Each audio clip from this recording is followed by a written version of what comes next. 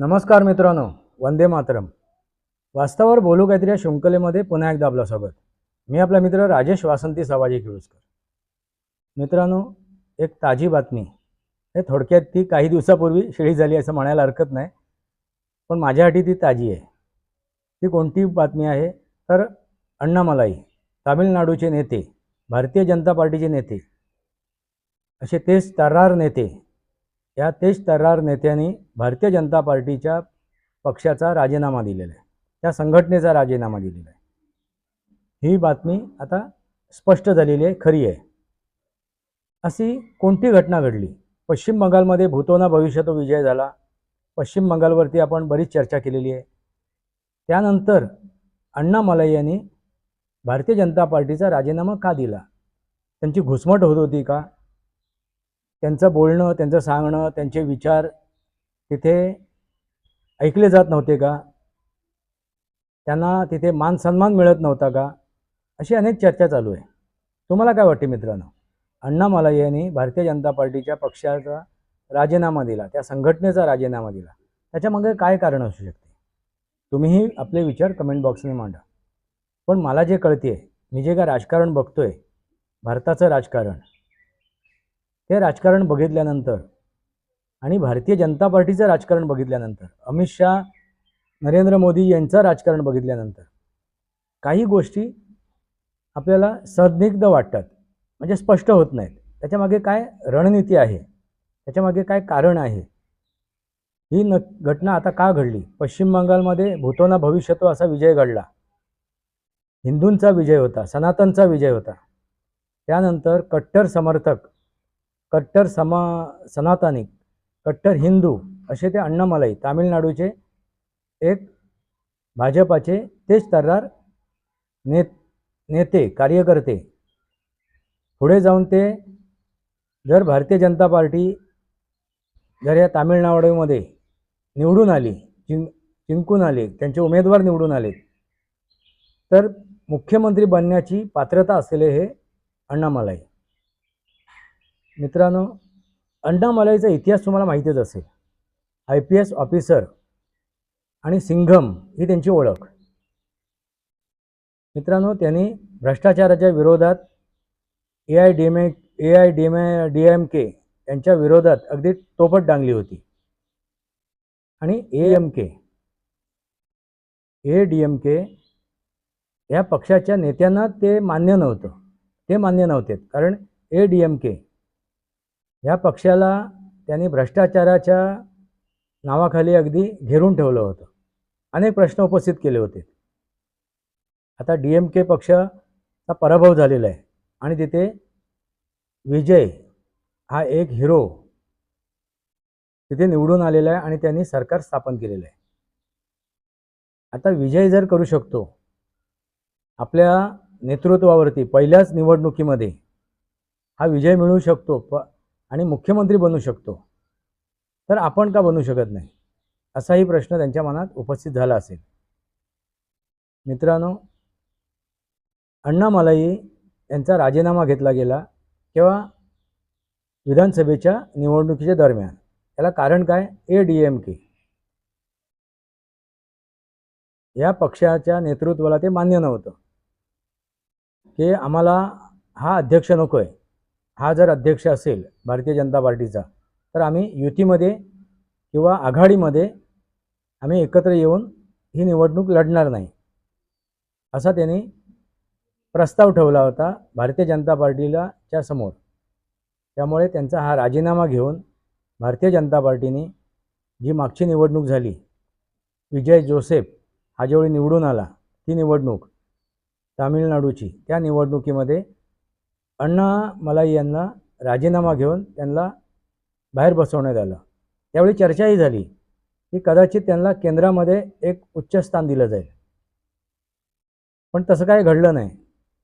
मग त्याच्यामागे काय कारण असेल? तुम्हाला काय वाटते मित्रांनो? आणि ह्या सर्व गोष्टीला कंटाळून कदाचित अण्णामलाई यांनी राजीनामा दिला का? त्याच्यामागे हे कारण आहे का? किंवा त्यांच्या मनात एक आता राजकीय भावना निर्माण झाली असेल, महत्त्वाकांक्षा निर्माण झाली असेल, विजय जोसेफ हा जर निवडून येऊ शकतो तो जर विजय मिळवू शकतो, मुख्यमंत्री होऊ शकतो, तर आपण का नाही, असा प्रश्न निर्माण झाला असेल का? आणखीन एक मला मुद्दा वाटतोय, ह्याच्या मागे अमित शहा यांची रणनीती असेल का? तुर्तास अण्णा मलाई यांना बाजूला ठेवून त्यांना एकले चलो रे हा संदेश देऊन तुम्ही एक संघटना उभी करा आणि तुमचं वर्चस्व प्रस्थापित करा, तुमची ताकद दाखवा, तुमची लायकी प्रस्थापित करा, तुमची कुवत प्रस्थापित करा, अशी एक संधी देण्याचा प्रयत्न केला आहे का? आणि त्यामुळे तुम्ही राजीनामा देऊन तुम्ही वेगळा पक्ष निर्माण करून आता जो विजय जोसेफ आहे किंवा DMK आणि ADMK या पक्षाला एक पर्याय म्हणून उभं राहा. कारण भारतीय जनता पार्टीला पर्याय बनता आलं नाही इतक्या वर्षात. तामिळनाडूमध्ये ती जागा निर्माण करता आली नाही. ती जागा निर्माण करण्यासाठी, ती पोकळी भरून काढण्यासाठी अण्णा मलाई जर वेगळे लढले, त्यांनी एखादा पक्ष निर्माण केला आणि त्यांनी आपली ताकद दाखवली. कारण शेवटी काय असते, भारतीय जनता पार्टीमध्ये जे अण्णा मलाई येण्यापूर्वीचे जे नेते आहेत त्यांचाही विरोध होता. अण्णा मलाई यांना अध्यक्ष बनवलं त्यावेळेला. या सर्व गोष्टीला बगल देण्यासाठी कदाचित अमित शहा आणि नरेंद्र मोदीजी यांनी केलेली ही रणनीती असेल असं मला वाटते. तुम्हाला काय वाटते? तुमच्या नजरेसमोर आणखीन कोणता मुद्दा असेल तर तुम्ही कमेंट बॉक्समध्ये तो मांडा. पण माझ्या मते मला असं वाटते की एवढा तेज तर्रार नेता, सिंघम याची ओळख आहे असा नेता आणि हिंदुत्वासाठी लढणारा, सनातनसाठी लढणारा नेता भारतीय जनता पार्टी गमावू शकत नाहीत. त्यामुळे ही एक रणनीती असू शकते. अण्णा मलाई यांना तुर्तास बाजूला ठेवून परत त्यांच्यासोबत त्यांना एकत्र घेऊन इथे राज्य प्रस्थापित करण्याचा एक चाल असू शकते, एक रणनीती असू शकते. लक्षात आलं का मित्रांनो? म्हणून अण्णा मलाईने दिलेला राजीनामा हा दिखावा असू शकतो, दिखावा असू शकतो. तुम्हाला काय वाटते? ह्याच्या मागे काय रणनीती असू शकते?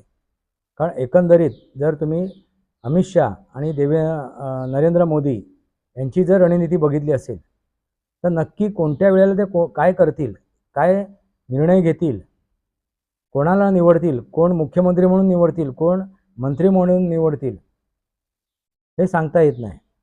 शेवटच्या क्षणाला ते काय निर्णय घेतील हे सांगता येत नाही. मित्रांनो, त्याच प्रकारे हा घेतलेला निर्णय असू शकतो. अण्णा मलाई यांना बाजूला करून त्यांच्याकडे त्यांनी स्वतःचा सर्वस्व पणा लावायचं, स्वतःचं अस्तित्व निर्माण करायची, स्वतःची जागा निर्माण करायची आणि मग भारतीय जनता पार्टी आणि अण्णा मलाई एकत्र येऊन हातात हात घेऊन ते एकत्र येऊन तिथे राज्यकारभार करू शकतात, आपली सरकार स्थापन करू शकतात. आणि ज्या प्रकारे आता विजय जोसेफ राज्यकारभार करतायत सरकार स्थापन केल्यानंतर, ते बघितल्यानंतर ते वर्ष दीड वर्षात सरकार कोसळेल असंच मला वाटते. आणि दुसरी गोष्ट म्हणजे ज्योतिषशास्त्राच्या नुसार, ग्रहमानाच्या नुसार विजय जोसेफ यांचं वर्ष दीड वर्षाचंच अल्प सरकार असेल आणि परत एकदा निवडणुका होतील, मध्यवर्ती निवडणुका होतील आणि त्या निवडणुकीनंतर अण्णा मलाई यांना प्रोजेक्ट केला जाईल आणि अण्णा मलाई यांच्या नेतृत्वाखाली तिथे सरकार स्थापन होईल, ते मुख्यमंत्री होतील. कारण त्यांच्या कुंडलीनुसार त्यांना राजयोगसुद्धा आहे. ज्योतिषशास्त्राच्या माध्यमातून सांगतोय, ग्रहमानाच्या माध्यमातून सांगतोय, त्यांना राजयोगसुद्धा आहे 2027मध्ये, 27-28च्या आसपास. त्यामुळे ही कदाचित रणनीती असेल, एक राजकारण असेल अण्णा मलाई यांनी दिलेला राजीनामा. तुम्हाला काय वाटते मित्रांनो? हेच ते वास्तव आहे. वास्तवावर बोलू काहीतरी माझ्या शृंखलेला सबस्क्राईब करा, बेल आयकॉन दाबा, माझे विचार परसे लाईक करा, आपले विचार कमेंट बॉक्समध्ये मांडा. तुर्तास इतकंच. भारत माता की जय, वंदे मातरम. जय भारत, जय महाराष्ट्र, जय सनातन.